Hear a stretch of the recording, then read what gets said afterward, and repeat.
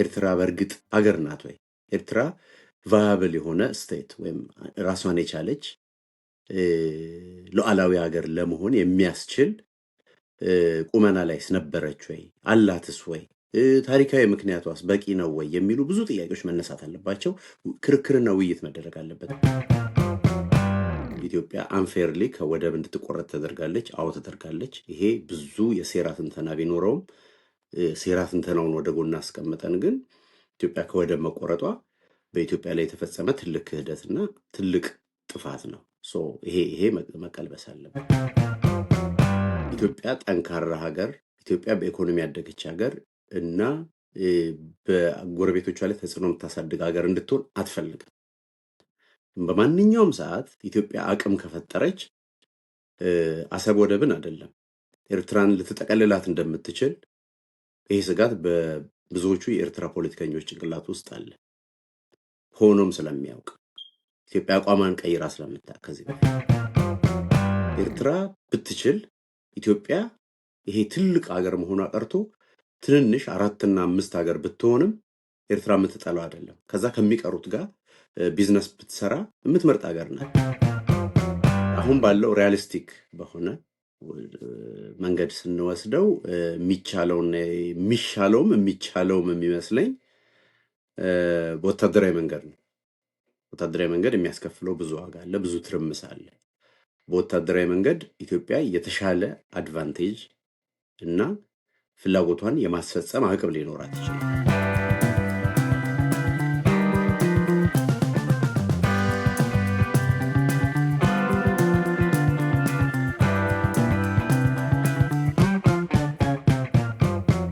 ሰላም ጤና ይስጥልን ተመልካቾቻችን፣ ይህ የምልከታ ፕሮግራማችን ነው። ሳምንታዊው የምልከታ ፕሮግራማችን ነው ተጀምሯል።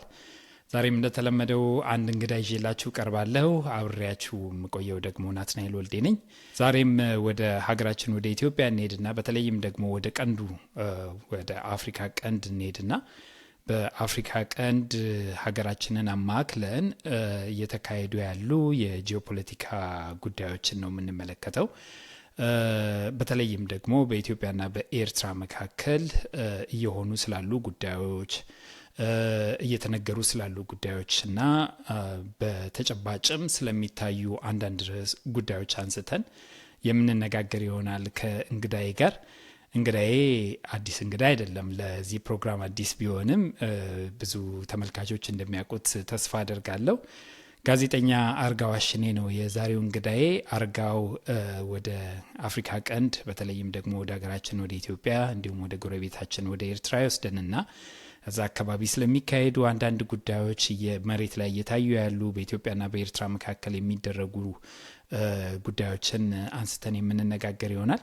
ስለዚህ አብራችሁን ቆይታችሁ ፕሮግራማችንን እንድትከታተሉ ጋብዛችኋለሁ። ይህንን ፕሮግራም ለሌሎች እንዲደርስ ላይክ ብታደርጉ ሼር ብታደርጉ በጣም ደስ ይለናል። ሰብስክራይብ ያላደረጋችሁም ደግሞ እንዲሁ ሰብስክራይብ አድርጉ። አብራችሁ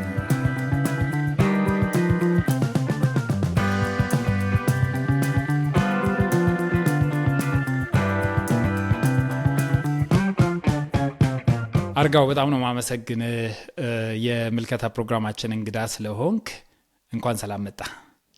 አመሰግናለሁ። ታንኪዩ ናትናኤል ስለጋበዝከኝ። አመሰግናለሁ። እንግዲህ አርጋው ቀደም ሲል መግቢያችን ላይ እንደገለጽኩት ዛሬ የምንነጋገረው እኔና አንተ በአፍሪካ ቀንድ ጉዳይ ነው፣ በጂኦፖለቲካ ጉዳይ ላይ ነው የምናወራው። በዋናነትም ደግሞ ሀገራችን ኢትዮጵያንና ጎረቤታችን ኤርትራን የተመለከተ መሬት ላይ እየተካሄዱ ስላሉ ጉዳዮች ነው።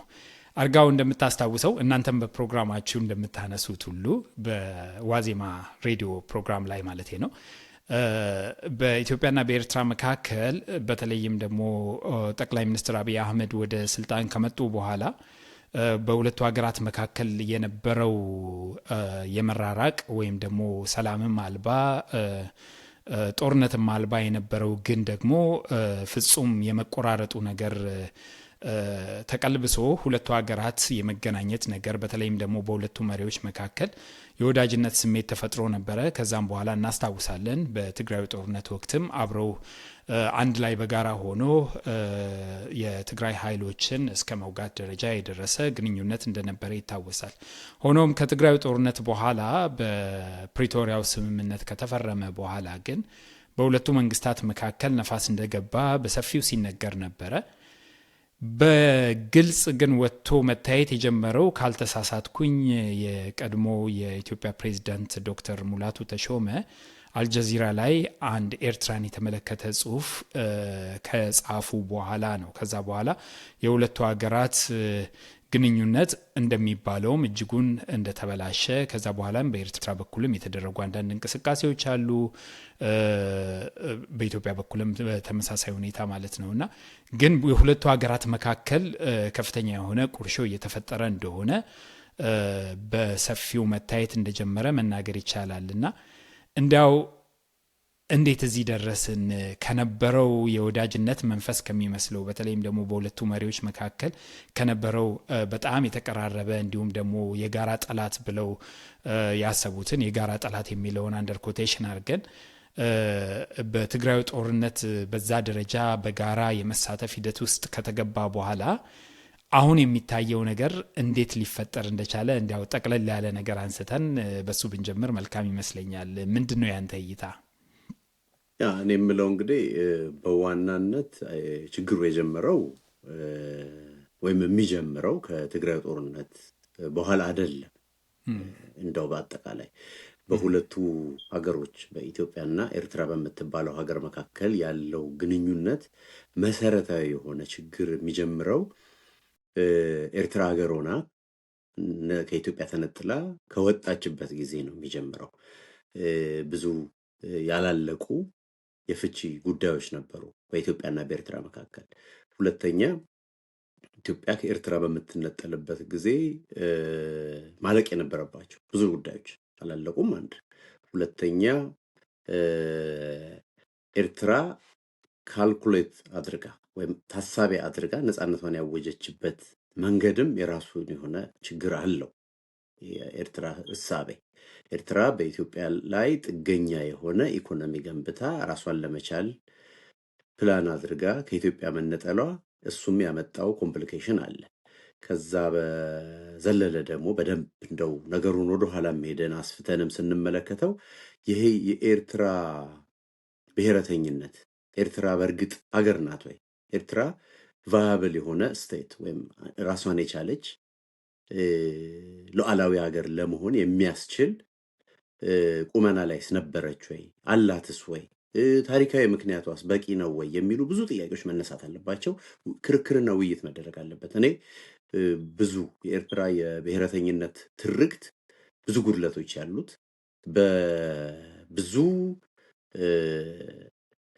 ባልተረጋገጡ በይሆናል በተመሰረቱ ትርክቶች ላይ የተመሰረተ ቤዝ ነው ያለው። ያ ራሱ የፈጠረው ችግር አለ።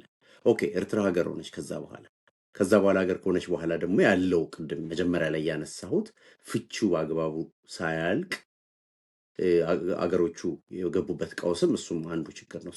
የዚህ ችግር ተቀጥላ የዚህ ችግር ሁለተኛ ወይም ሶስተኛ ክፍል ነው አሁን ከትግራይ ጦርነት በኋላ መልሰን ያየ ነው። ኤርትራ በምስራቅ አፍሪካ በተለይ በኢትዮጵያ ላይ የኢኮኖሚና የጸጥታ የበላይነት እንዲኖራት ትፈልጋለች።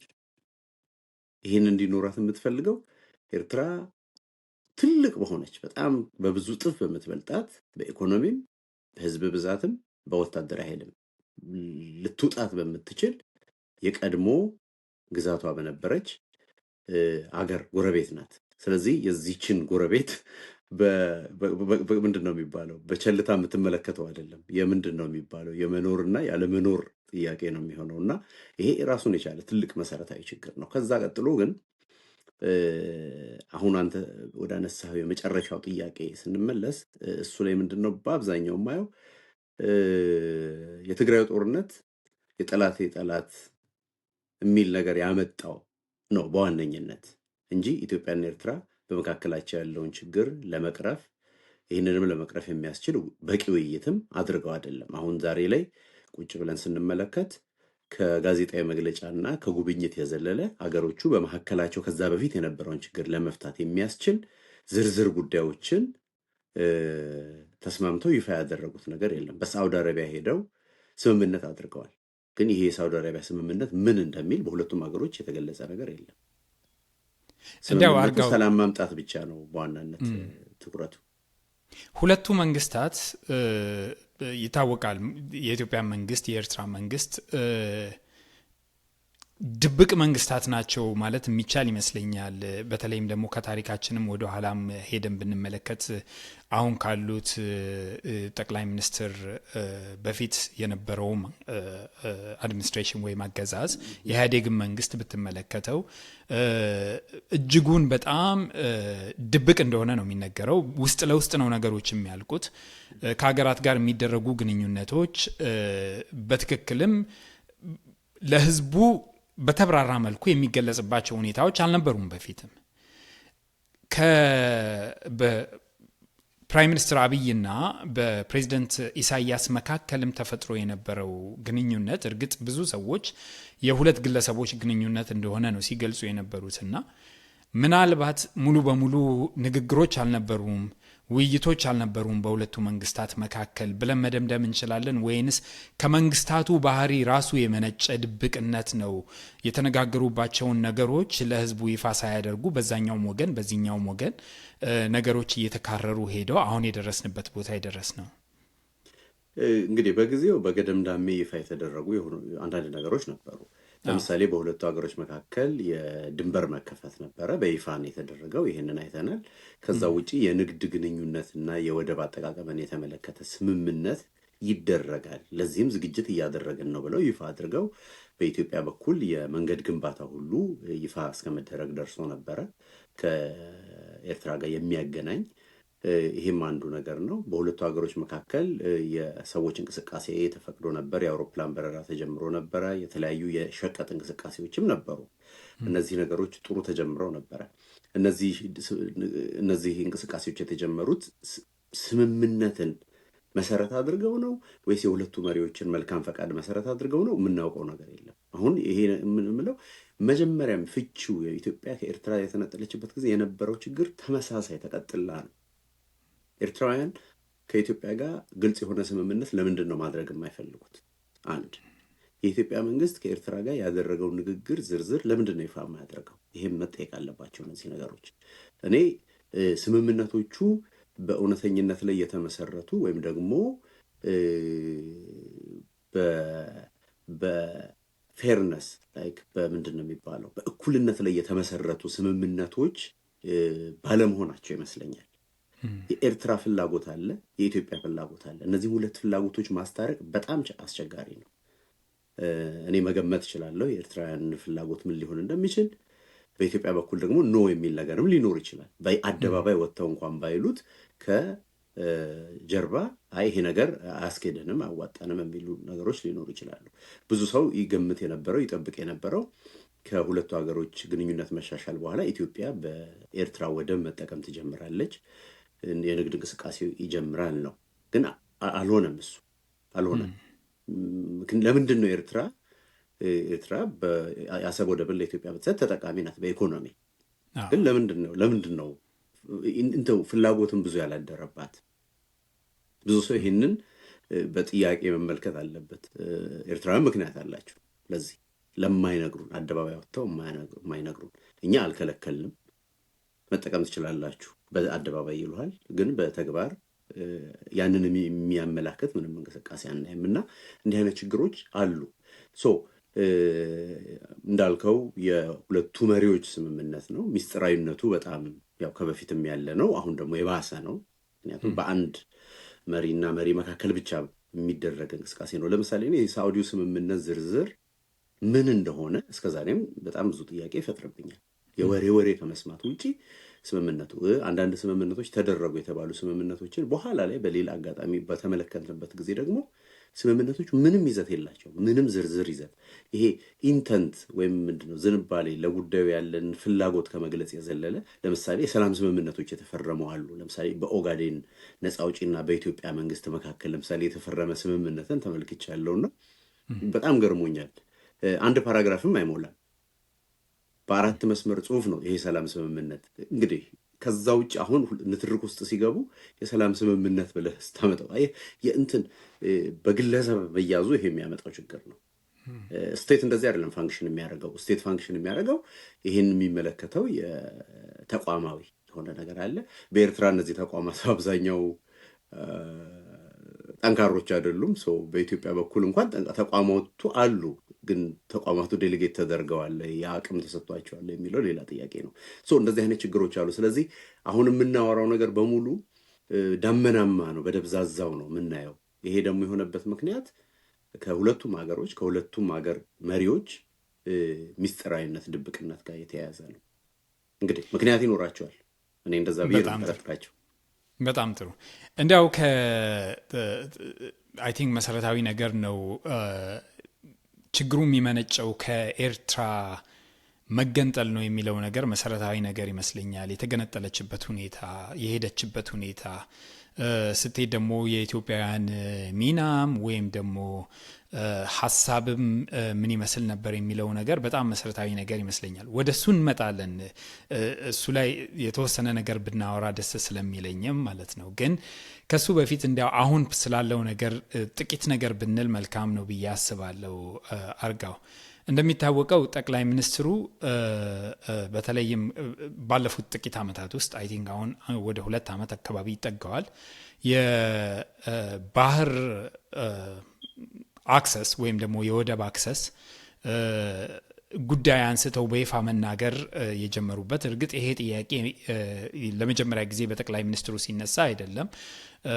በቀድሞ መንግስት ወቅትም በኢህአዴግ ዘመንም በተለይ የተቃዋሚ ፓርቲ አመራሮች ይህንን ጥያቄ በተደጋጋሚ ሲያነሱ የቆዩበት ሁኔታ ነበረ። አሁን ግን የመንግስት አንዱ አጀንዳ ሆኖ ኢትዮጵያ የባህር በር ያስፈልጋታል፣ የባህር በርም ወደብም ያስፈልጋታል የሚለው ነገር በግልጽ የመንግስት አንዱ ፖሊሲ ሆኖ ወደፊት ለፊት መጥቷልና በተከታታይም መንግስት መግለጫ ያወጣበታል። እንደ ፓርቲም ተሰብስበው በዚህ ጉዳይ ላይ ሲወያዩ ወይም ደግሞ አቅጣጫ ሲያስቀምጡ ይሰማል። በተቃዋሚ ጎራ ያሉትም ይህንን ሀሳብ የሚደግፉ አሉ። የሚሆነውን ነገር ደግሞ እኒ ብለውም እያዩ ያሉ ሰዎች አሉና እንዲያው የኢትዮጵያ የባህር በር ጥያቄ በዚህ ሰዓት ላይ አንዳንዶች ትክክለኛ ጊዜ አይደለም የሚሉ ስላሉ ነው ይህንን ጥያቄ የማነሳውና የባህር በር ጥያቄ በማንኛውም አይነት ሁኔታ ከየትኛውም ሀገር የሚገኝ የባህር በር ጥያቄ እርግጥ መንግስት በሰላማዊ መንገድ ነው የሚለውና ኢትዮጵያ አሁን የባህር በር ጥያቄን ወደፊት አምጥታ ያንን ማስፈጸም የምትችልበት አቅም ላይ ነው ያለችው። ሀገር ውስጥ ያሉትን ጦርነቶች፣ ግጭቶች፣ ሁሉንም ነገር እናያለን።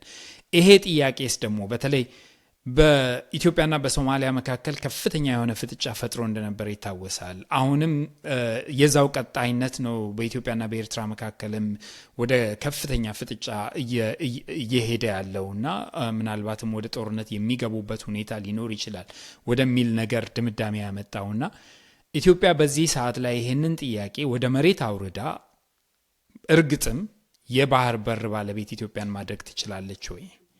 እንዴት ነው የምትመለከተው እሱን? ይሄ ከባድ ነው።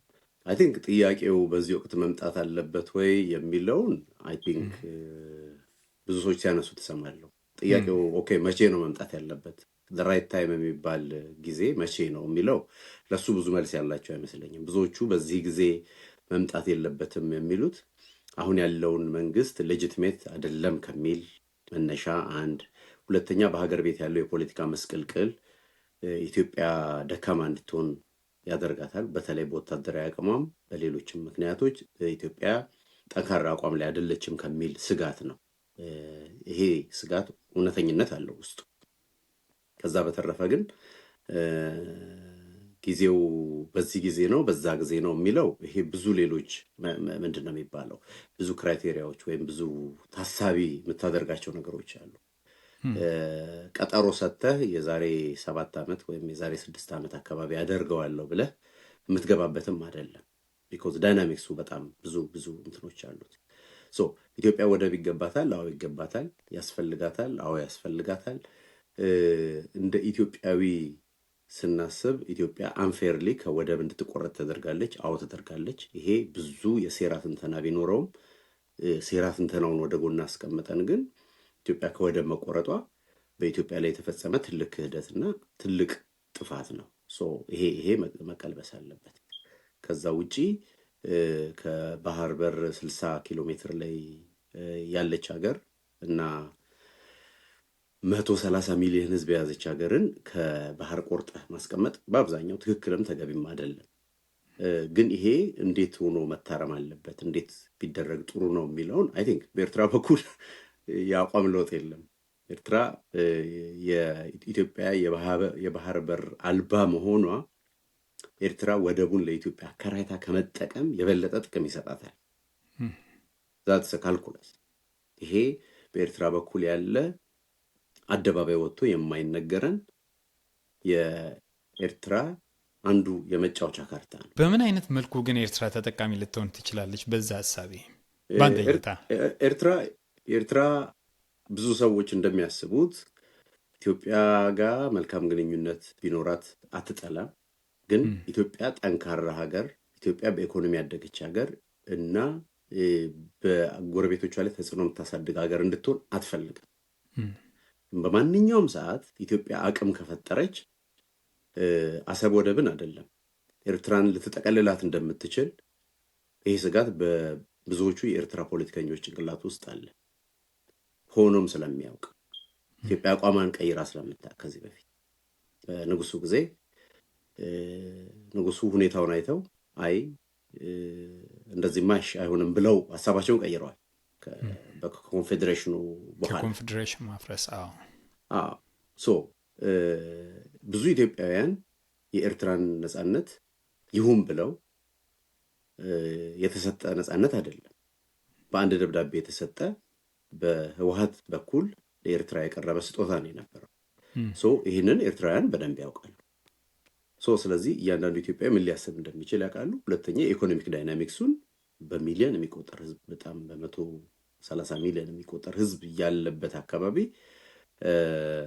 ነገ ከነገ ወዲያ ይህን ጥያቄ እንደሚያነሳ ምንም ጥርጥር የለውም ለነሱ። ስለዚህ ኢትዮጵያን በኢኮኖሚ የታመቀች ሀገር፣ የተጨነቀች ሀገር ማድረግ አንደኛው ነው። ሁለተኛ ኢትዮጵያ የተከፋፈለች ውስጥ እርስ በርሷ የምትራኮት ሀገር አድርጎ መቆየት ለኤርትራ ጠቃሚ ነው። ለኤርትራ አለውና በተቻለ አቅም ደግሞ ኤርትራ ብትችል ኢትዮጵያ ይሄ ትልቅ ሀገር መሆኗ ቀርቶ ትንንሽ 4 እና 5 ሀገር ብትሆንም ኤርትራ የምትጠላው አይደለም። ከዛ ከሚቀሩት ጋር ቢዝነስ ብትሰራ የምትመርጥ ሀገር ናት። ብዙ ሰው ይህንን ሊያምን አይፈልግም። ኤርትራውያን በተለይ ራሳቸው ይህንን ብዙም የሚገዙት ሀሳብ እንዳልሆነ አውቃለሁ። የማይገዙበት ምክንያት ያው እንደ እንትን ስለሚወሰን ነው፣ እንደ ታቡም ስለሚወሰን ነው። ይሄ የኤርትራ ስትራቴጂክ ኢንትረስት ነው። ኤርትራ የኢትዮጵያ ወዳጅ ሆና አታውቅም። ኮሽ ባለ ቁጥር በሙሉ የኢትዮጵያ ጠላት ከሚባሉ ሀገሮች ጋር በማበር ኢትዮጵያን ለመውጋት ኢትዮጵያን ለመክበብ ስታሴር የኖረች ሀገር ናት ኤርትራ የምትባለው ሀገር። ኤርትራ ያልሞከረችውና ያላደረገችው ኢትዮጵያን የማፍረስ ኢትዮጵያን የማዳከም እንቅስቃሴ የለም። ሻዕቢያ በስልጣን ላይ ባልነበረ ጊዜ እንደ አማጺ፣ ስልጣን ከያዘ በኋላ ደግሞ እንደ መንግስት። የኤርትራ እኮ አንዱ ኦፕሬሽናል ኢኮኖሚ እኮ ኢትዮጵያን ማዳከም ከሚፈልጉ ሀገሮች ጋር በማበር የሚገኝ የኢኮኖሚ ጥቅም ነው። እዚህ ውስጥ ኤርትራ አንዴ አይደለም በተደጋጋሚና ሁልጊዜም በቋሚነት እጁ ያለበት። አሁን በቅርብ ጊዜ ባየነው ከግብፅና ከሶማሊያ ጋር አብራ ኤርትራ ሆስት ሆና ኤርትራ አስተናጋጅ ሆና በኢትዮጵያ ላይ የጦር ፕላን ሲነደፍ አስመራ ላይ ነው የተደረገው። ይሄ በዚህ ውስጥ ኤርትራን በቀጥታ የነካት ነገር አልነበረም። ግን ነገ ከነገ ወዲያ ወደ እኔ ይመጣል በሚልና ኢትዮጵያ መዳከም ለኤርትራ ስትራቴጂክ ጥቅም ነው። ይሄን ነው። ኢትዮጵያ ደግሞ ቅድም ባልኩት ሂስቶሪካል ምክንያት ከወደብ ያለ አግባብ ተቆርጠናል፣ ስለዚህ ይሄ ወደብ ይገባናል የሚል የኢትዮጵያ ፍላጎት ደግሞ አለ። ስለዚህ እነዚህ ሁለት ማዶና ማዶ ያሉ ፍላጎቶች መካከል ነው እየተንቀሳቀሰን ያለ ነው። እንደዛ ብዬ ነው የምወስደው። እርግጥ ቀደም ሲል አንተም በተለይ በሶስቱ ሀገራት መካከል በግብፅ በሶማሊያና በኤርትራ መካከል የተደረሰው ስምምነት በጣም በርካታም ትኩረት የሳበ ጉዳይም ነበረ። ካልተሳሳትኩኝ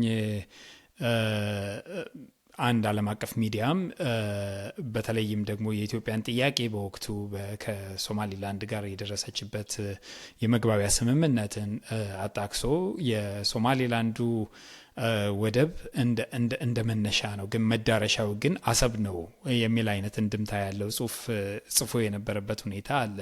እርግጥ ኢትዮጵያስ ከሌሎች ሀገራት እርግጥ የባህር በር ጥያቄው ለሌሎችም ሀገራት ነው የቀረበው፣ ለኤርትራ ብቻ አይደለም የቀረበውና ጠቅላይ ሚኒስትሩ ያነሱት ግን ከሌሎች ሀገራት እንበል ከጅቡቲ ወይ ከሶማሊያ የባህር በር የመገኘት እድል እንኳን ቢኖረው ኢትዮጵያ አሰብ ወደብን እጇ እስክታስገባ ድረስ ምናልባት ብትጠቀምበት ነው ወይንስ በዛው የአሰብ ጉዳይ ሊያበቃ ይችላል እንደሚባለውስ ወይም ደግሞ ይሄ ዓለም አቀፍ ሚዲያ እንደገለጸውስ የመጨረሻ ጎል ነው ለኢትዮጵያ አሰብን መጠቅለል? አንድና አንድ ነገር ብቻ ነው? አይ ቲንክ በጣም የቀለለው አሰብን መጠቅለል ነው የሚመስል። ምክንያቱም አሰብን ክሌም ለማድረግ አይ ቲንክ ህጋዊ መሰረቶች አሉ። ይህን የህግ ባለሙያዎች ቢያብራሩት መርጣለሁ። ህጋዊ መሰረቶች አሉ።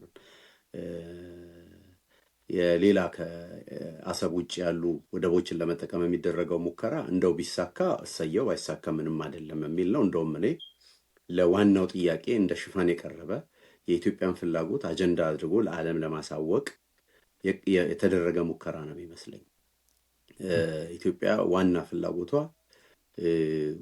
ወደብ መያዝ አይደለም የመጀመሪያ ደረጃ የነበረው። እስካሁንም ኢትዮጵያ አሳክተዋለች የሚባለው አንድ ነገር ቢያንስ ወደብ መጠየቅ የሚያሳፍር ነገር አለመሆኑ፣ ቢያንስ አጀንዳ ሆኖ መቅረቡን፣ ቢያንስ ከዚህ በኋላ ለምታደርጋቸው ነገሮች ወይም ልታደርግ ላሰበቻቸው ነገሮች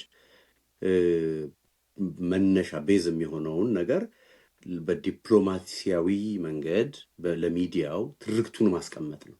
አይ ቲንክ ኢትዮጵያ ይሄንን እያደረገች ነው የነበረው። እኔ እንደዛ ነው የሚገባኝ። ስለዚህ አሁን እያንዳንዱ ሰው የሚያስበው ኢትዮጵያ እውነቷን ነው። አንደኛ ብዙ ሚሊዮን ህዝብ አላት፣ ያላገባብ ከወደብ ተቆርጣለች፣ ወደብ ግን የላትም። ወደብ እየፈለገች ነው እና በሶማሌላንድ በኩል ሞከረች፣ አልሆነም። አሁን በዚህ በኩል ግን ከሶማሌላንድ እውነትም አሰብ አይሻላትም ይሻላታል የሚል ክርክር ነው። ከዚህ በኋላ ከወደብ ለማግኘት የምትሄድበት መንገድ አግባብ ያለው ነው አግባብነት ይጎለዋል የሚል ክርክር እንደሆነ እንጂ ወደብ ይገባታል የሚለውን ክርክር ቢያንስ ግማሽ መንገድ ሄደነዋል። እንደዛ ነው የሚገባኝ። እንዴ እንዳልኩት አገር ቤት ያለን ፖለቲካ አገራዊ ጥቅሙን ጋርዶን ከሆነ ለምሳሌ አሁን በስልጣን ላይ ያለው መንግስት የአብይ አህመድን አስተዳደር የማይወድ ብዙ ሰው አለ። ኦኬ፣ ብዙ ምክንያት ይኖረዋል። ትችት የሚሰጥ ሰው አለ። ብዙ እጸጾች ማንሳት ይቻላል። አሁን ያለው መንግስት ላይ ብዙ ልንተቸው የምንችል ብዙ ልናወግዘው የምንችል ነገር ይኖራል። እኔ በግሌ ይኖረኛል፣ ሌላውም ሰው ይኖረዋል። አሁን ውይይቱ መሆን ያለበት ስለ አብይ አህመድ አይደለም። ከአብይ አህመድ አልፈን ያለውን ነገር ነው ማሰብ ያለብን። ለምሳሌ የህዳሴው ግድብ በሚጀመርበት አካባቢም ተመሳሳይ አይነት አስተያየቶች ነበሩ። ሆነ ተብሎ ነው፣ ለዚህ ነው፣ ለዛ ነው።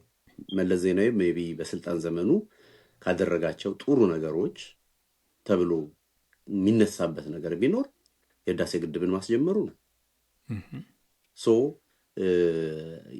አንዱ ነገርን ከአንዱ ነገር ጋር በመደበላለቅ ትንሽ ምንድነው ወደ አፍራሽ በሆነ መንገድ የምናየው ነገር አለ። ለዛ ነው አሁንም የዚህ ወደብን ጉዳይ ብዙ ሰዎች ሲያነሱ አይ እንዴት ምናምን የሚሉት ነገሮች አሉ። ግን በጣም ክሊር የሆነ የኢትዮጵያ ኢንትረስት ያለበት ጉዳይ ነው። አገሩን የሚወድ ሰው አይ ቲንክ ሊቀበለው የሚገባ ነገር ይመስለኛል። በጣም ጥሩ አድርገው እንዲያው አንተም ቀደም ሲል አንስተዋል። የኤርትራ ከኢትዮጵያ ተነጥሎ መሄድ በራሱ ብዙ ጥያቄ ያሉት ነገር ነው፣ ያላለቀ ጉዳይም አለ ብለሃል። አካሄዷ ራሱ ያልተቋጨ ነው። በደንብ በኢትዮጵያውያን በኩልም በኤርትራውያን በኩልም ቢሆን ተቋጭቶ ያለቀ ጉዳይ አይደለም የሚለውን ደጋግመ አንስተሃልና እስኪ ወደሱ ሄደን ትንሽ ነገሮችን እንመልከት። አርጋው እንደሚታወቀው ኤርትራ ከኢትዮጵያ የተገነጠለችው በአንድ አጋጣሚ በወቅቱ የነበረው የኢትዮጵያ መንግስት ወድቆ መሪውም ከሀገር ከኮበለሉ በኋላ በወቅቱ አማጺ የነበሩ አካላት ወደ ስልጣን ከመጡ በኋላ ነው። እነዚህ አማጺዎች ወደ ስልጣን ከመጡ በኋላ ባቋቋሙት ጊዜያዊ መንግስት ስር ነው የተገነጠለችው። በህዝብ የተመረጠ ፓርላማ አልነበረም። ምርጫም የተካሄደበት ሁኔታ የለም። ስለዚህ በህዝብ ይሁንታ ተመርጦ ስልጣን የያዘ ሌጂቲሜት የሆነ መንግስት በወቅቱ ኢትዮጵያ ውስጥ አልነበረም። ጊዜያዊ አስተዳደር ነው የነበረው፣ ጊዜያዊ መንግስት ነው የነበረው። እርግጥ ቻርተር ነበረው ጊዜያዊ መንግስቱ። የጊዜያዊ መንግስቱ ቻርተር ተጠቅመው ነው የተገነጠሉት። ቻርተሩ ደግሞ ጸድቋል። በወቅቱ ቻርተሩን ለማጽደቅ በተሰበሰቡት አካላት ውክልናቸው በምን አይነት መልኩ ነው የተደረገው የሚለው ብዙ አጨቃጫቂና አነጋጋሪ ነገሮች ስላሉት ሌጋል የሆነው ነገር ውስጥ አንገባም። ይሄ ነገር ትርጉሙ እንዴት ነው፣ እንደዛ ነው፣ እንደዚህ ነው የሚለውን ነገር አናነሳም። አሁን እየሰማን ያለ ነው በሁለቱም ወገኖች በኩል በኤርትራም በኢትዮጵያም በኩል የጦርነት ነጋሪቱ ዝግጅቱ እንዳለ ይታወቃል። ኤርትራ የክተት አዋጅ አውጃለች። ወታደሮቿን ወይም ደግሞ የወታደራዊ ስልጠና ያላቸውን ከ50 ዓመት በታች የሆኑትን ሰዎች እያደራጀች እንደሆነ፣ በተለያዩ አካባቢዎችም ደግሞ ጸረ ድሮን፣ ጸረ አውሮፕላን ሚሳይሎችን እየተከለች እንደሆነ ይነገራል። በይፋ ከኢትዮጵያ መንግስትን ባንሰማ ግን ለመንግስት ቅርብ የሆኑ አንዳንድ ሚዲያዎች እንደሚገልጹት ከሆነ የኢትዮጵያ መንግስትም ቢሆን እስከ 1 ሚሊዮን የሚጠጋ ወታደር እያሰለጠነ እያዘጋጀ እንደሆነ ሲነገር እንሰማለን። ከዚህ በተጨማሪ የጦር መሳሪያ ግዢዎች፣ ጦሩን የማደራጀት ጉዳዮች ይታያሉ ግልጽም ባልሆነ መንገድ። በተጨማሪም ደግሞ በተለይም ደግሞ ወደ አፋር አካባቢ ወደ ቡሬ ግንባር በኢትዮ ኤርትራ ጦርነት ወቅት ቡሬ ግንባር እየተባለ ሲጠራ በነበረው አካባቢ ከባባድ መሳሪያዎችን የማጓጓዝ የሚሊተሪ ቢውልዳፕ እዛ አካባቢ እንዳለን በኢትዮጵያ በኩል ይነገራልና ብዙ መሬት ላይ የሚታዩ የሚነገሩ የሚደረጉ ነገሮች አሉ። ዲፕሎማቲክ ጉዳዮችም አሉ በግልጽ ከኢትዮጵያ መንግስትም የሚነገሩ። ለእያንዳንዱ በኢትዮጵያ በኩል ለሚወጡ መግለጫዎች ደግሞ በኤርትራም የሚሰጡ መግለጫዎች በተመሳሳይ አሉና ምን ያህል ትኩሳቱ በጣም እየሞቀ እንደሆነ እናየዋለን። ምናልባትም ወደ ጦርነት ሊገቡ ይችላሉ የሚለው ነገር ወደ እውነትነት ያደላ ይመስላል። አሁን ግን እየተነገረ ያለው ሌላው ነገር ሌሎች ዲፕሎማሲያዊ መንገዶች የማያስኬዱ ከሆነ ኢትዮጵያ ምናልባትም ለኤርትራ የተሰጠውን እውቅና መልሳ የመሳብ ወይም ደግሞ ኤርትራን እውቅና ልትነሳ የምትችልበት ሁኔታም ሊኖር ይችላል የሚሉ በመንግስት በኩል አይደለም የተገለጸው፣ ምንድነው ኮንቬንሽናል ሚዲያውም አይደለም፣ ግን በሶሻል ሚዲያው ሲሰራጭ እንሰማለን እንበል። ኢትዮጵያ የኤርትራን እውቅና መልሳ መሳብ ብትፈልግ ወይም ደግሞ ወደዛ አቅጣጫ ብትሄድ ምንድነው ሊከሰት የሚችለው? ኤርትራ ላይ ምን ሊከሰት ይችላል? የኢትዮጵያስ ድርጊት በዓለም አቀፍ ደረጃ እንዴት ሊታይ ይችላል? በአካባቢው ሀገራት በተለይም ደግሞ በአፍሪካ ህብረት በኩል እንዴት ሊታይ ይችላል? ኢትዮጵያን ዲፕሎማቲካሊ ከዓለም ሊነጥል ይችላል ወይ እንደዚህ አይነት ተግባር? ይሄ አይ ቲንክ ኢትስ ቬሪ አንላይክሊ ነው የምለው እኔ። ለምንድን ነው ኢትዮጵያ በተናጠል ምንድነው የኤርትራ ነጻነት መሳብ አይ ቲንክ የፈሰሰ ውሃ አይነት ነገር ነው። ከዩናይትድ ኔሽንስ ቀድመን ነው እውቅና የሰጠናቸው በደብዳቤ ዜን ዩናይትድ ኔሽንስ እውቅና ሰጥቷቸዋል። አንድ ነገር አላቅህም ማለት ይቻላል። አገሮች እንደዛ ያደርጋሉ። ግን ያ ማለት አገሮቹ የሉዓላዊ እውቅናቸውን ያጣሉ ማለት አይደለም። ያንን ማድረግ የሚችለው የተባበሩ መንግስታት ድርጅት ነው በዋናነት። ከዛ ቀጥሎ የአፍሪካ ህብረት ነው። ኤርትራ ሉዓላዊ ሀገር ሆና በተባበሩ መንግስታት ድርጅትም በአፍሪካ ህብረትም በሌሎች ዓለም አቀፍ ተቋማትም ውስጥ ተወክላ ያለች ሀገር ናት። ይነስም ይብዛ ከነ ችግሮቿ ሀገር ሆና ነው የተመዘገበችው። ሀገርነቷን አናቅም ማለት እንችላለን። ያ ወደ ዲፕሎማሲያዊ ዝግብ ይሄዳል። የሚሆነው ኢትዮጵያን እንደ ሀገር አላቃትም፣ ኤርትራ እንደ ሀገር አላቃትም መባባል ይችላሉ ሁለቱ ሀገሮች። ያ ለእኛ የሚያስገኝልን በወደብ በኩልም በሌላም በኩል የሚያስገኝልን ጥቅም አለ ወይ? ይሄ በጣም ብዙ ዝርዝር ቴክኒካል የህግ ጥያቄዎች አሉት። ግን አይ ቲንክ ቀላሉና ብዙ ሰው ግምት የሚሰጥበት ኢትዮጵያ ልታደርግ የምትችለው ነገር አሰብ ወደብን ህጋዊ በሆነ መንገድ ክሌም አድርጎ በዓለም አቀፍ መድረክ ላይ መሞገት ነው። ይሄን ከማድረግ ጎን በጎን ደግሞ ይሄ በጣም ከባዱ መንገድ ነው። በጣም ከባዱ ወይም ደግሞ ለኢትዮጵያም ረጅም ዓመት እና የመሳካት ዕድሉን እንደው ዝቅ ያለ የምንለው አይነት መንገድ ነው።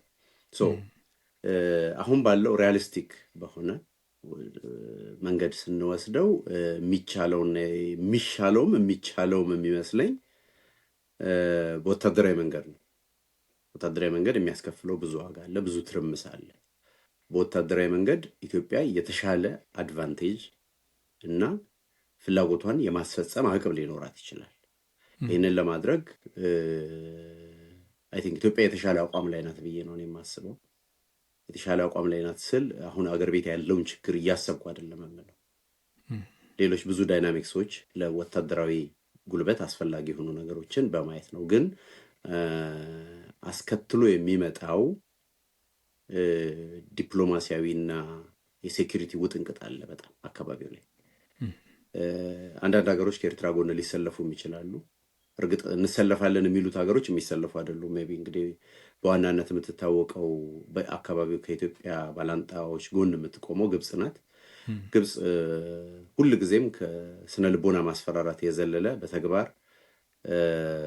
ኢትዮጵያን ኮንፍሮንት አድርጋ በውትድርና ለመግጠም ቀጥታ የገባችበት የቅርብ ጊዜ የለንም። ከዛ በታሪክ ያሉ ወታደራዊ እርምጃዎች አሉ፣ ግን አሁን የለም። ግብጽ ብዙ ጊዜ ማስፈራራት ነው፣ ከበዛም ያው ለእነዚህ ሀገሮች ድጋፍ የመስጠት ነገር ነው እና እንዲህ አይነት ወታደራዊ ኮንፍሮንቴሽን ኢትዮጵያን በጣም ዩኒፋይድ እና ጠንካራ ሊያደርጋት ይችላል። ስለዚህ የግብጽ ኢንትረስት እዛ ውስጥ ዝቅ እያለ ሊመጣ ሁሉ ይችላል። ግብጾችም ሌሎችም የሚፈልጉት ኢትዮጵያ ውስጥ አሁን እየተሻኮትን እንዳለ ነው። አሁን ስልጣን ላይ ያሉትም ከዛም የቀደሙት መንግስታቶቻችን እንግዲህ ብዙም ምንድን ነው የሚባለው ልብ ብለው ባላሰቡት መንገድ በብሔር በተከፋፈለ እና በጣም ዲቫይደድ በሆነ የፖለቲካል ኢንቫይሮንመንት ውስጥ እየተዳከምን እንድን የተደርጓላ በሱ ነው ሊያጠቁን ሁሉ ጊዜ የሚሞክሩት። ስለዚህ ኮንፍሮንት ማድረግ በወታደራዊ መልክ ለኢትዮጵያ የተሻለ ሊሆን ይችላል። ስለዚህ ወደ ዩኤን ሄዶ የኤርትራን እውቅና ነጥቆ ምናምን መምጣት ሳይሆን የውትድርና መንገዱ ምርጫ ስናስቀምጥ ከምርጫ ውስጥ የቀደመው የመጀመሪያው ምርጫ ሊሆን ይችላል የሚል ግምት ነው ያለኝ። ግን ከፍተኛ ዋጋ ጋር ነው የሚመጣው። ይሄ ከፍተኛ ዋጋ ይጠይቃል። የኢኮኖሚ ዋጋ ያስከፍለናል፣ ወታደራዊ ዋጋ በጣም ብዙ ያስከፍለናል። ለዚህ ዝግጁ ነን ወይ ነው አሁን ጥያቄው። ቅድም ያነሳልኝ አንድ ጥያቄ አለ። ሌሎች ሰዎችም ይላሉ፣ እኔም ስጋታቸውን የተወሰነ እጋራለሁ ማለት ድሮን ልንገዛ እንችላለን ወይም የሆነ መሳሪያ ልንገዛ እንችላለን። አዎ እንችላለን። ግን ከዛ በፊት በጓዳህ መጨረስ ያለብህ ሌሎች ጉዳዮች ይኖራሉ እና በሱ ረገድ ለኢትዮጵያም ለኤርትራም ፈታኝ ነው። ኤርትራ ቤዚካሊ ቫያብል ሀገር አይደለችም ብዬ ነው የማምነው። ኤርትራ $65 ሚሊዮን ኤክስፖርት ያላት ሀገር ናት። ዓለም ላይ በዚህ በውጭ ሀገር በምኖርበት አንድ የኮሚኒቲ ኮሌጅ ካለው አሴት በጀት እኩል የሆነ ጂዲፒ ያላት ሀገር ናት። የአንድ ዩኒቨርሲቲ ጂዲፒ ያላት ኤርትራ በጣም ትንሽ ሀገር ናት። ኢኮኖሚያ ከፍተኛ ሁኔታ ዲፔንደንት ነው በምን ላይ? በሬሚታንስ ላይ እና ኤርትራ ውስጥ ቫያብል ኢኮኖሚ እንቅስቃሴ የለም። ይሄ ነው የሚባል ያለው እንግዲህ የማዕድን ኤክስፖርት ነው በቅርብ ጊዜ የነበረው። እሱም ቢሆን አሁን የዛን ያህል እንደምንድነው ለክሬቲቭ የሚባል ኤርትራን በጣም አንስቶ በኢኮኖሚ ጠንካራ ሀገር የሚያደርጋት አይደለም። ኤርትራም ማመን ያልቻሉት አንዱ ነገር በኢኮኖሚ በጣም ቻሌንጅድ ናቸው። እንደዚህ ኢኮኖሚካሊ ቻሌንጅድ የሆነ ሀገር ደግሞ ትልቅ ጦርነት ለመጋጠም ረጅም ጦርነትን ለመጋጠም የሚያስችል ቁመና አይኖረውም። ወታደር ሊኖራቸው ይችላል፣ ኦኬ፣ በደህና ጊዜ እነሱ ሲሰለጥኑ ስለቆዩ ኦኬ ወታደሮች ይኖሯቸዋል። ግን ወታደር ብቻውን ለወታደራዊ ቁመና በቂ አይደለም። ሁለተኛ የሰው ሀገር ድንበር ነው የሚሆነው። እንግዲህ ኢትዮጵያ ወደ ኤርትራ ብትዘልቅ ወይም እንዲህ አይነት እርምጃዎችን ብትወስድ ያ ይዞ የሚመጣው ኮምፕሊኬሽን አለ። ቀጥሎ ምንድን ነው የምናደርገው፣ እንዴት ነው የምናደርገው የሚል ነው። የኤርትራ መንግስት ኤርትራ ዲሞክራሲያዊ ሀገር አይደለችም። ኤርትራ ውስጥ አልተርኔቲቭ የሆነ የፖለቲካል ፓርቲና ግሩፕ የለም። ስለዚህ በኤርትራ ውስጥ የሚፈጠር ሌላ ቻሌንጂንግ ነገር ይኖራል።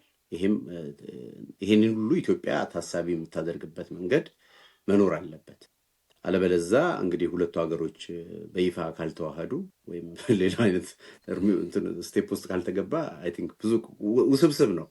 ይሄን ውስብስብ ነገር ከጉዳዩ ከመጀመሩ በፊት ነው ሂሳቡ መሰራት ያለበት።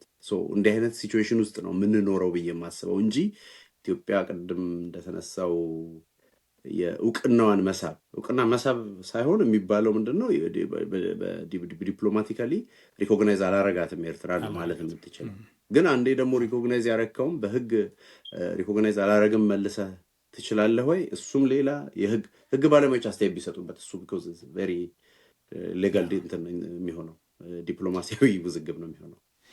ግን ከእሱ ጋር ተያይዘው ሁለት ነገሮች ናቸው እንኳን ማንሳት የፈለግኩት። አንዱ ነገር ምንድነው መሰለ አርጋው፣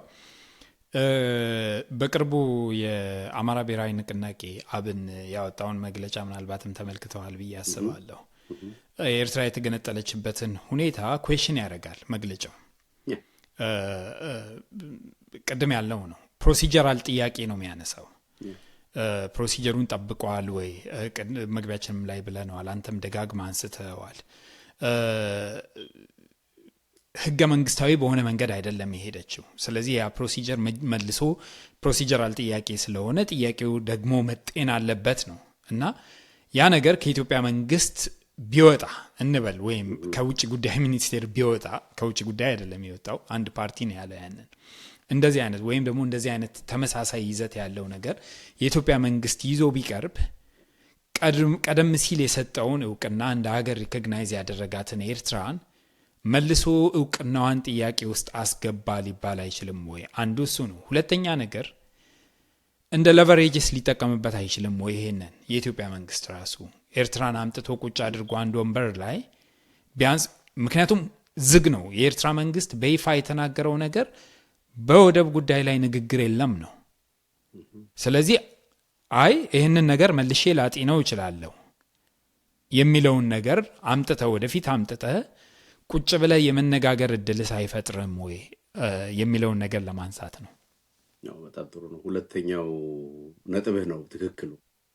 የመጀመሪያው በጣም ሌጋል እንትን ነው፣ መሳብ ይቻላል አይቻልም፣ እሱ አይ ቲንክ የህግ ባለሙያዎች ቢሰጡት እኔ እሱ ላይ መመለስ ይቸግረኛል። ልክ ነህ። ሁለተኛው ግን አብዝተህ ትጠይቅና ከዛ ለሚቀጥለው ድርድር እንደ መንደርደሪያ ሊሆን ይችላል።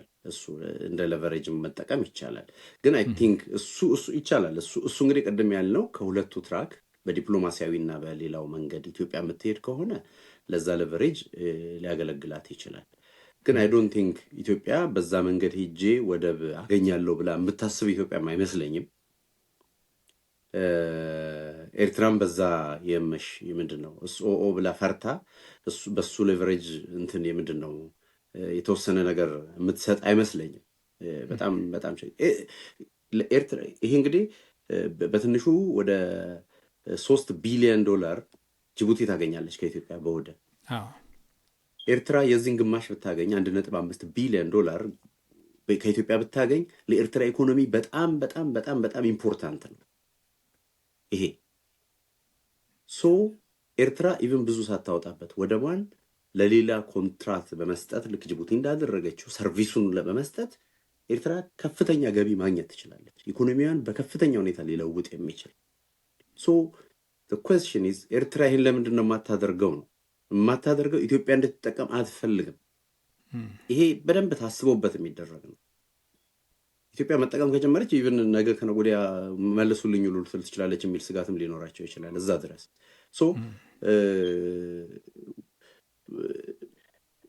ምንድነው ሰላማዊ መንገድ ህጋዊ መንገድ የማይቻል አይደለም፣ ግን በጣም ረጅም በጣም ውስብስብ እና ጊዜ የሚፈጅ ነው። አሁን ስልጣን ላይ ያለው መንግስት እንደሚለው ወይም ደግሞ አሁን ስልጣን ላይ ያለው መንግስት በዛን ያህል ርቀት ታግሶ ጉዳዩን የማስታመም ዝግጅት ያለው አልመሰለኝም። ሁለተኛ በኤርትራ ያለው የፖለቲካ ዳይናሚክስም ይቀየራል፣ በሂደት ይቀየራል። ሶ በኢትዮጵያ በኩል ከዲፕሎማሲያዊና ከህጋዊ መንገድ ባሻገር ያለውን አማራጭ ለመጠቀም አንዱ ካልኩሌሽኑ ኤርትራ ውስጥ ያለው የፖለቲካ ሲቹዌሽን ነው። ሶ ሜቢ በኢትዮጵያ ሰዎች ሰዓት አቆጣጠር ጊዜው እየደረሰ ሊሆን ይችላል፣ ጊዜው አሁን ሊሆን ይችላል። ሶ ይሄንን እኛ እናቀም እንግዲህ እኛ ከዳር ሆነን ስለምንመለከት እንደዛ ብለው ሊያስቡ ይችላሉ። ሶ ይሄን ዳይናሚክስ ማየት ይፈልጋል። እኔ ለህጋዊና ለዲፕሎማሲያዊ መንገድ የተዘጋጁ አልመሰለኝም። ምን ቅድም አንተም ያን አንስተሃል እኮ የሚጻፉት የሚባሉት የሚወጡት መግለጫዎች ይህን የሚያመለክቱ አይደሉም። የሚያመለክቱት ወደ ወታደራዊው ነው። እኔም እያልኩ ያለሁት ወደዛ ይመስለኛል። ይሄ እንግዲህ ያው ግምት ነው የምንሰጠው። ዲፕሎማሲያዊና ህጋዊ ነገሩ የወታደራዊ እርምጃውን ይደግፋል። ከጎንም ልታስኬደው ትችላለህ። ግን ይሄ የሚወሰነው በወታደራዊ መንገድ የምትሄድበት እርምጃ በሚያመጣው ውጤት ነው።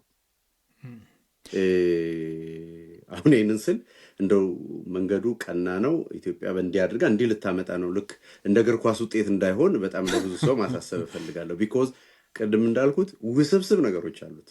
ወታደራዊ እርምጃ የመጀመሪያውን ጥይት ከመተኮስ ወይም ደግሞ የመጀመሪያውን እርምጃ ከመራመድ በፊት ሊታሰብባቸው የሚገቡ ብዙ ጉዳዮች አሉ። ውስብስብ ነው።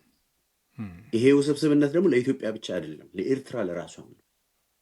ኤርትራ ራሷን ለመከላከል ብላ ብትሞክር የሚወሳሰብ ነገር አለ። በኢትዮጵያን በኩል እንዲህ አይነት ችግር አለ እና ይሄ በጣም ምንድን ነው የሚባለው ዴሊኬት የሚባል ጉዳይ ነው። ግን በዓለም ታሪክ ሆኖ የማያውቅ አይደለም። ሀገሮች ክሌም ያደርጋሉ፣ ቴሪቶሪ ክሌም ያደርጋሉ፣ ለጂኦፖለቲካል ኢንትረስታቸው ክሌም ያደርጋሉ።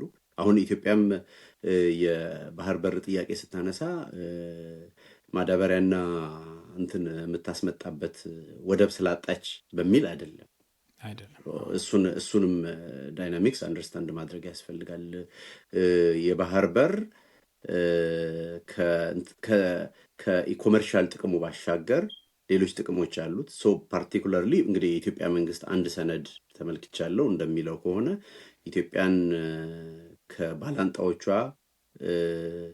ነፃ ማድረግ የምንችለው በተለይ በተለያየ መልክ በውስጥ ባለ ችግራችንም ከውጭም ባለ ጫና ኢትዮጵያ ላይ ግፊት የሚደረግበትና ኢትዮጵያ ደካማ እንድትሆን ለማድረግ የሚደረገው ሙከራ በዋናነት የሚመጣው ከግብፅ ነው።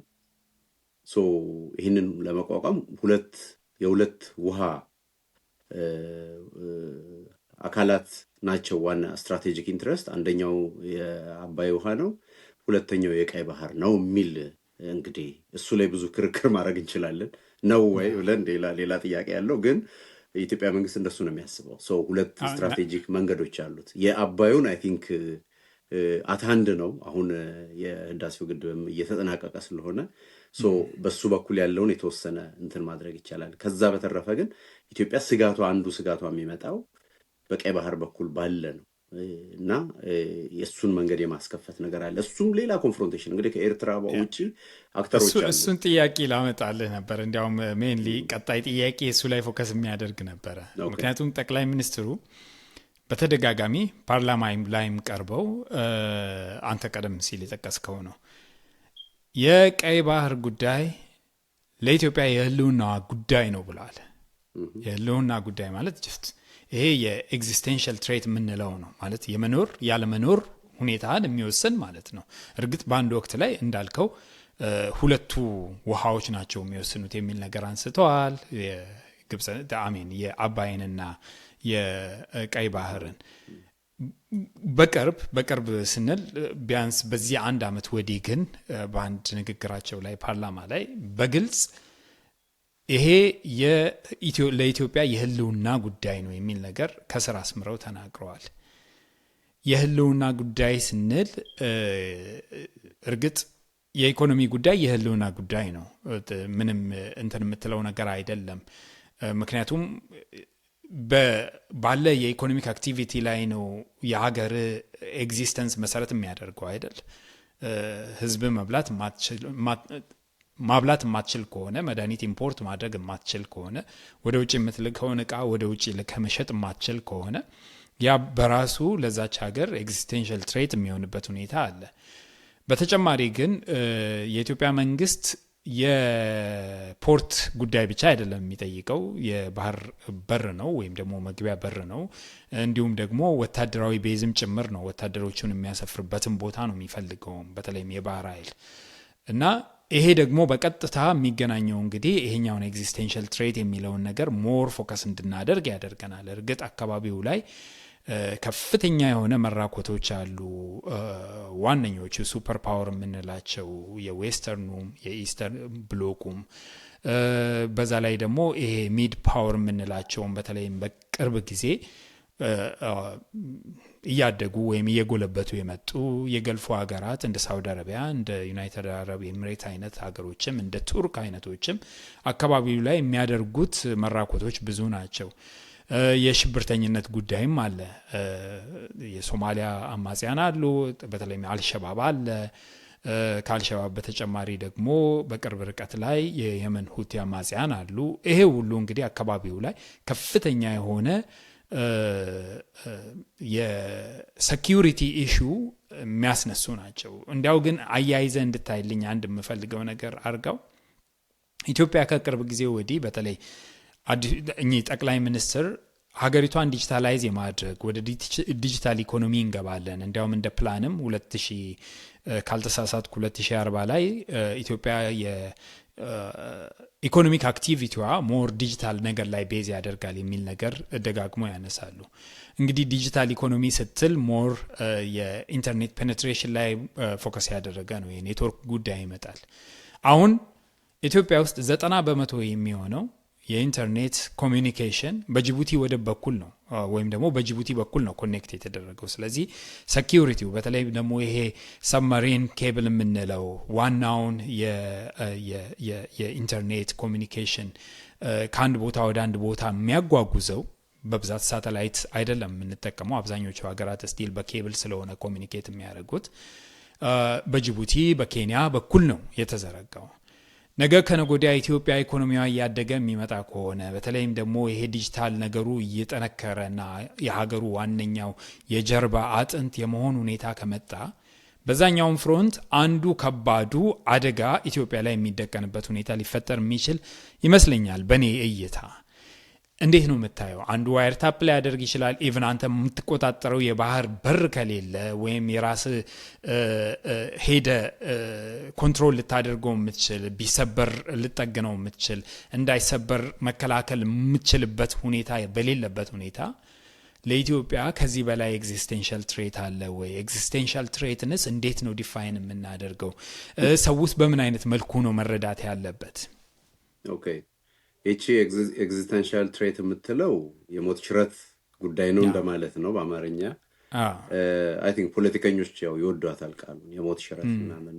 ያ እሱ ሁሉ አክሰስ ሳይኖረን እኮ ኖረናል ነው ወይስ ኖረናል? አመታት አልነበረንም። ሶ ኤግዚስተንሻል በጣም ኢምፖርታንት እና ለሀገሪቱ አስፈላጊ ነው፣ ለሀገሪቱ እድገት፣ ለሀገሪቱ ሁሉና በጣም ጠቃሚ ነው የሚለው አይ ቲንክ ፌርሊ ገልጸዋል።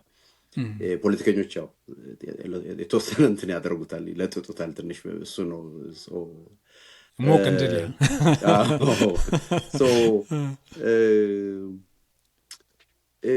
ኦኬ። ምንድነው የኬብል ጉዳይ፣ ሌሎች ጉዳዮችም አሉ። በጣም ኢምፖርታንቱ ለእኔ የትሬድ ሴኪሪቲ እና አጠቃላይ ሴኪሪቲ ጉዳይ ነው።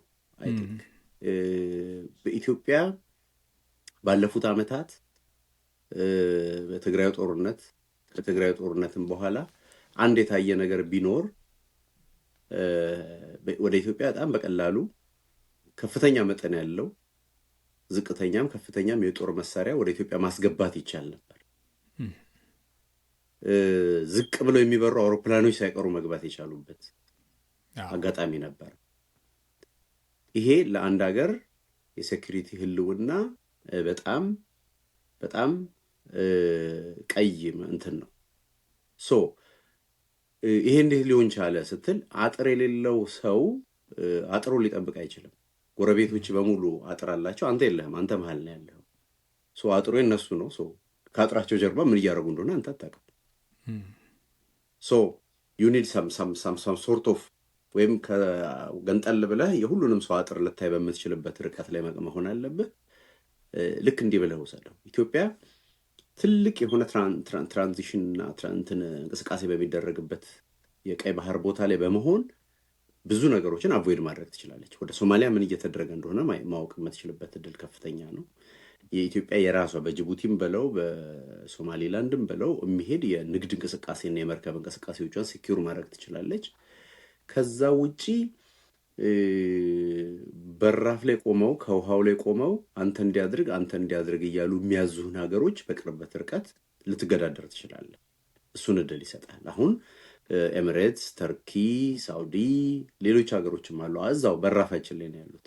እነዚህ ሀገሮች የሚፈልጉትን ነገር ሲፈልጉ መላክ ይችላሉ። አንተ የለህም፣ እዛ ቦታ ላይ የለህም።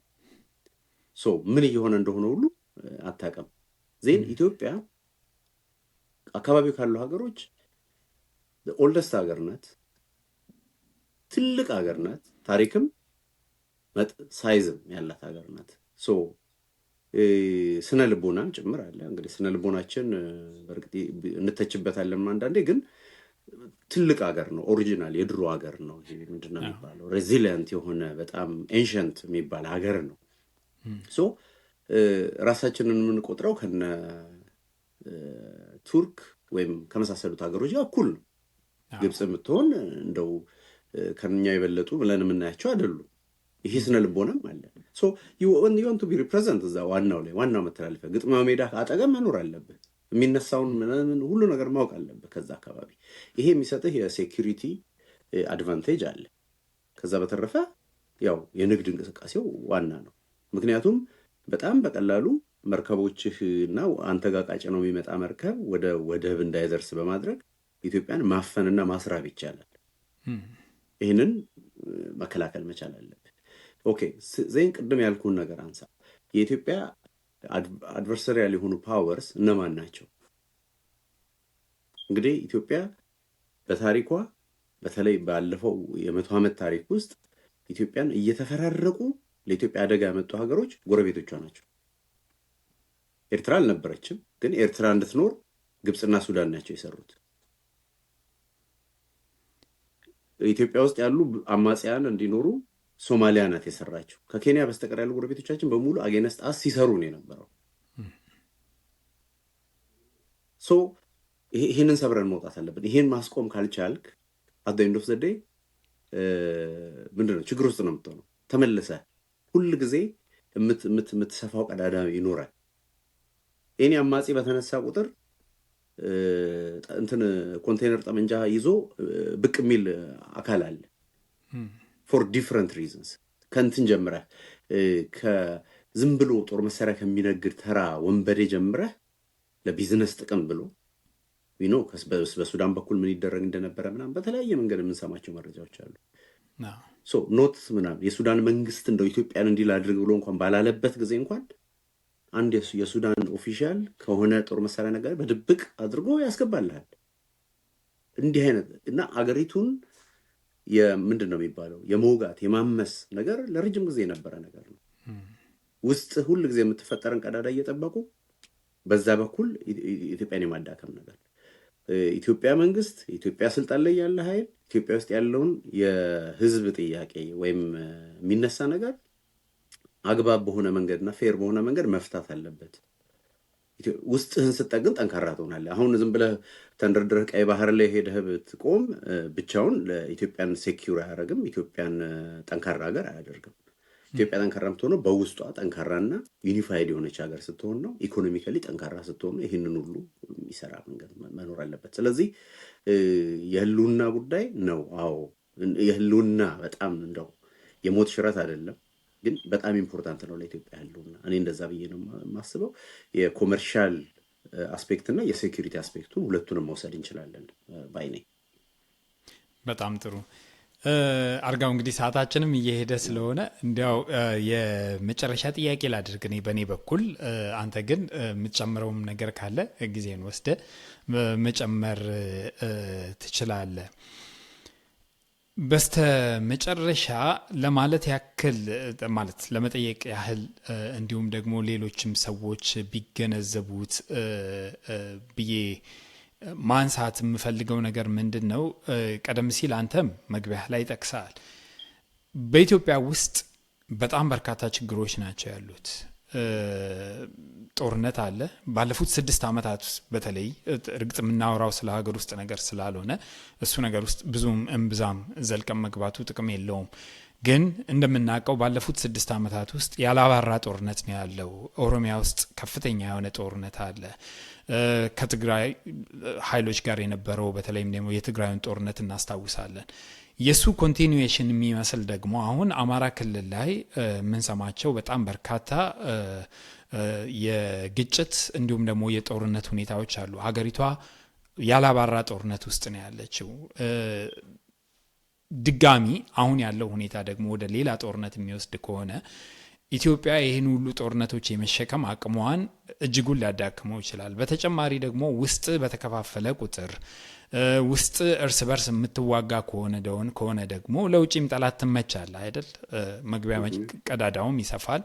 ስለዚህ ማንኛውም ሰው ገብቶ የፈለገውን ያህል መፈትፈትም የሚችልበት ሁኔታ አለ። እርግጥ ቀደም ሲል አንስተሃል አንተ ይሄ የአንድ መንግስት የአብይ አህመድ ወይም ደግሞ አሁን ያለው የብልጽግና ጉዳይ አይደለም። በተለይ የወደብ ጉዳይ፣ የባህር በር ጉዳይ የኢትዮጵያውያን ጉዳይ ነው። ለዛም ነው ኢትዮጵያውያን ለበርካታ ዘመናትም ሲጠይቁ የነበሩት፣ በኢህአዴግ ጊዜም ሲጠይቁ የነበሩት የኤርትራንም አካሄድ ጥያቄም የሚያነሱበት የትውልድ ጉዳይ፣ የሀገር ጉዳይ፣ የህዝብ ጉዳይ ስለሆነ ነውና በዚህ ረገድ በተለይ እኛ ውጪ ነው የምንኖረውና ውጪ የሚኖረውን ኮሚኒቲ የኢትዮጵያውያን ማህበረሰብ በዚህ ላይ የጠራ ግንዛቤ እንዲያገኝ በምን አይነት መልኩስ ነው ይሄ ግንዛቤ ሊፈጠር የሚችለው? አንድ አይነት አስተሳሰብ በዚህ ረገድ ቢያንስ የሀገር ብሔራዊ ጥቅም ጉዳይ ነው በሚለው ላይ እንዴት ነው ወደ ኮንሰንሰስ መምጣት የሚቻለው? ከሱ ጋር አያይዘን ግን እንዲያው ሌሎች ሀገራት አሁን አንተም ቀደም ሲል ገልጸዋል፣ የኢትዮጵያ መንግስትን በይፋ ሲናገር ሰምተናል። ቢያንስ የወደብ ጉዳይ ለኢትዮጵያ ተገቢ ጥያቄ እንደሆነ ሀገራት አምነዋል፣ ተቀብለዋል የሚለው ነገር እየመጣ ነውና ከኢትዮጵያውያን ሞር ይህንን ነገር ፎከስ እንዲያደርጉበት። ምክንያቱም እኛ ኢትዮጵያውያን በተለይ አሜሪካን ሀገር የምንኖር ኢትዮጵያውያን ፖለቲካሊ በጣም ኢንቮልቭድ ነን፣ በጣም አክቲቭ ነን። የሰብአዊ መብት ረገጣ ሀገር ውስጥ ሲኖር በመጮህ ሰላማዊ ሰልፍ በመውጣት ሴናተሮቻችን ጋር በመደወል ኮንግረስማኖቻችን ጋር በመደወል ሎቢ ለማድረግ መሞከሮች ነገሮች አሉና በዚህ ጉዳይ ላይስ የኢትዮጵያውያን ሚና በአሜሪካም በአውሮፓም በሌሎች ሀገራትም ያሉ ምንድነው መሆን ያለበት? በጣም ጥሩ። ኢትዮጵያውያን አይ ቲንክ ንግግር ነው ማድረግ ያለብን። ከስሜት የወጣ ንግግር። በስሜት ብዙ አይሆንም። ያው ብዙ ጊዜ ያሉ ችግር በስሜት በብሔራችን ወይ በምናምን ከሆነ ምን አገባኝ የሚልም አለ። አሁን አንዳንዴ እሰማለሁ። ኦኬ እንግዲህ አገባኝም ካለ ያው ያገባሃል ተብሎ መገደድ የለበትም። ግን እሱ ነው። ሁለተኛው ግን በጣም ኢምፖርታንቱ የውጭው ሀገር የዲያስፖራ ፖለቲካም ኦሪጂኑ ያው የሚመነጨው ሀገር ቤት ካለው ሲቹዌሽን ስለሆነ ሀገር ቤት ያለውን ነገር በአግባቡ መፍታት ተገቢ ነው። በአግባቡ መፍታት ይሄ ሀገር ቤት ስልጣን ላይ ያለው መንግስት አይ ቲንክ አውቀውም ብዬ አልልም፣ ግን ችግሮች ከመባሳቸው በፊት መፍታት፣ አገሪቱ የሁሉም ኢትዮጵያውያን የእኩል ሀገር እንድትሆን ማድረግ፣ የሰብአዊ መብትን ማክበር ጠንካራ ሀገር ያደርጋል። ዩኒፋይድ እንድንሆን ያደርጋል። የዛ የሀገር ቤቱ ሪፍሌክሽን አይ ቲንክ ውጭ ላለው ኢትዮጵያዊም መግባባት የራሱን አስተዋጽኦ ያደርጋል። አገር ቤት ሰላም ሲሆን ውጭ ያለውም ሰው በጣም የመተባበር ነገር ይኖረዋል። ኢትዮጵያውያን ጉዳዩ የአንድ ፓርቲ አሁን ስልጣን ላይ ያለው መንግስት ጉዳይ ብቻ ተደርጎ መታየት የለበትም። እንደሱ ከሆነ ስህተት ነው። እኔ እንደሱ ከሚል ሰው ጋር ብዙ አልግባባም። ምክንያቱም እንደዛ ተብሎ መታሰብ የለበት። መንግስት ይመጣል ይሄዳል፣ እንወደዋለን አንወደውም ሌላ ጉዳይ ነው። አሁን እኔ ስልጣን ላይ ስላለው መንግስት ብሶት ተናገር ብትለኝ ማነሳው 10 15 ነገር አለኝ። ጣቴን የምጠቁምበት ነገር ብዙ ግን ከሱ ይልቅ አሁን እያወራን ያለነው ይሄኛው ነው። ይሄ ሌላ ራሱን የቻለ ትራክ ነው። ይገናኛሉ? ያው ይገናኛል። እንትን መደረግ አለበት፣ ፊክስ መደረግ አለበት። ስለዚህ ኢትዮጵያውያን እንደ ጥቅማቸው ማየት አለባቸው። ኤኒዌይስ እኔ ኢትዮጵያውያንን ብቻ አይደለም ኤርትራውያንም ይህንን ጉዳይ ዲስከስ ቢያደርጉት ጥሩ ነው። የኤርትራ ሀገር የመሆን ነገር፣ የኤርትራ የዕጣ ፈንታ፣ የኤርትራ ያው በእኛ ሀገር አይመለከታችሁም ይላሉ ኢትዮጵያን ስታወሩ። ለእኛ ተውልን ነው፣ እውነታቸውን ነው። አንዳንዴ ልንተውላቸው ይገባል። ግን ደግሞ የሚገባንን ወይም የምናውቀውን ያክል መንገርም ስላለብን ነው። አሁን እኔም ሲሰሙኝ አሁን ባወራሁት ነገር የሚቀየሙኝ ሰዎች ይኖራሉ።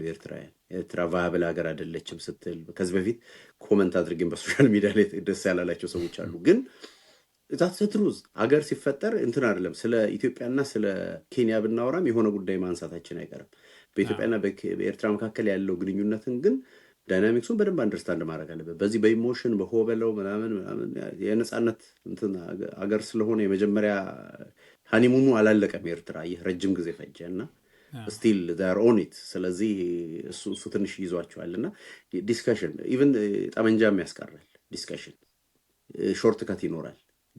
ዊን ዊን የሆነ ለሁለቱም ሀገሮች ጥቅም፣ ለሁለቱም ሀገሮች የተሻለ ነገር መፍጠር የሚያስችል ኢንቫይሮንመንትን መፍጠር እንችላለን። ኤርትራ በኢኮኖሚ የምትጠቀምበት፣ ኢትዮጵያ የምትጠቀምበትን ሀገር፣ ኤርትራም ሀገር የምትሆንበትን ሀገር ትሆናለች። ከዛ በኋላ አሁን ባለችበት ሲቹዌሽን አይደለም የሚሆነው፣ የተሻለ ሀገር መሆን ትችላለች። ይህንንም ማድረግ እንችላለን። በሁለቱ ሀገሮች መካከል ግንኙነት ሲሻሻል እንዴት ጥሩ ቫይብ እንዳለው እንዴት ጥሩ እንደነበረ 2018 በኋላ የነበረውን አጭር ጊዜ ድባብ በማየት ማወቅ ይቻላል።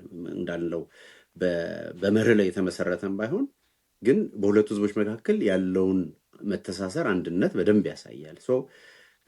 በዚህ በፖዚቲቭ መልካየቱ ችግሩን ከጠመንጃ ይልቅ በሌላ መንገድ መፍታትና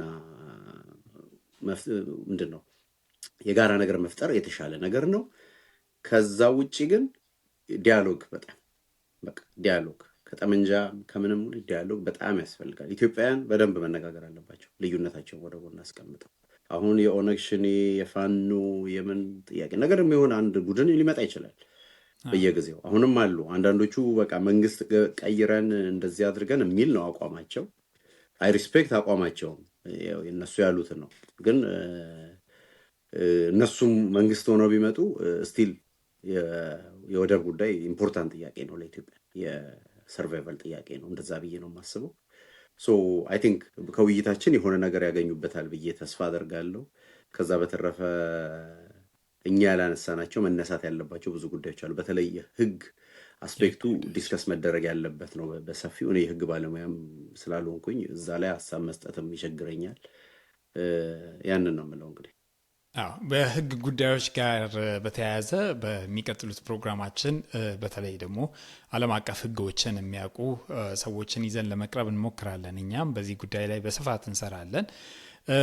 ለዛሬው ግን አርጋው በጣም ነው የማመሰግነው። እግዚአብሔር ይስጥልኝ ለጊዜ ለትንተና እንዲሁም ደግሞ ያለን እውቀት ልምድ በዚህ ዙሪያ ላይም እንደሚከታተል ሰው ሚዲያው ላይም እንደሚሰራ ሰው በስፋት መነሳት ያሉባቸውን ነገሮች አንስተሃልና ለጊዜ በጣም ነው የማመሰግነው። እግዚአብሔር ይስጥልኝ። አመሰግናለሁ።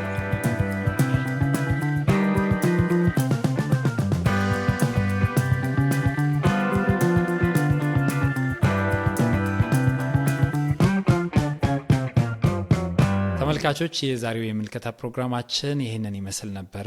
ሳምንት ደግሞ በሌላ ርዕሰ ጉዳይ መልሰን እናገኛቸዋለን። አብራቸው የቆየሁት ናትናኤል ወልዴ ነኝ። እስከ ሳምንት መልካም ጊዜ ይሆንላችሁ እያልኩኝ በዚሁ እሰናበታችኋለሁ። ደህና ዋሉ።